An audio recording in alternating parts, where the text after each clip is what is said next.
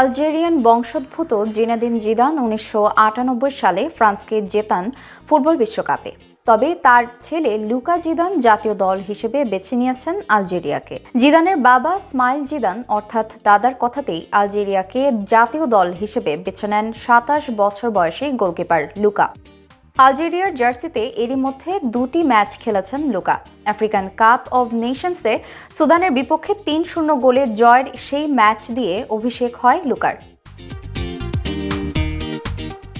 গ্যালারিতে বসে ম্যাচটি দেখেন ফ্রান্সকে বিশ্বকাপ ও ইউরো জেতানো জিদান। ছেলের পারফরম্যান্স দেখে তার সন্তুষ্ট হওয়ার কথা।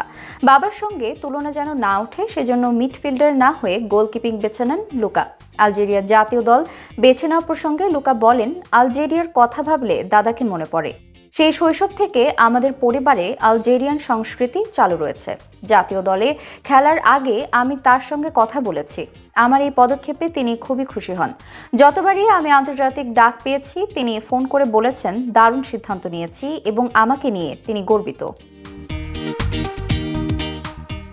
বাবা জিদানও তার সিদ্ধান্তকে সমর্থন জানিয়েছেন।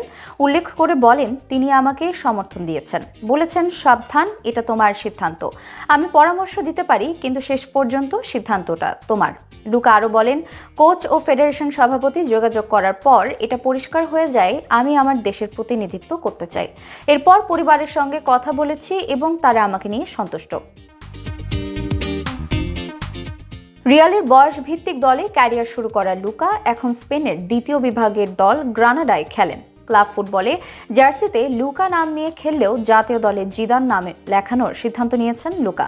আলজেরিয়া জাতীয় দলে যোগ দিয়ে দাদাকে সম্মান করার বিষয়টি আমার জন্য খুব গুরুত্বপূর্ণ। পরের ম্যাচে জার্সিতে নামটা হবে তার জন্য।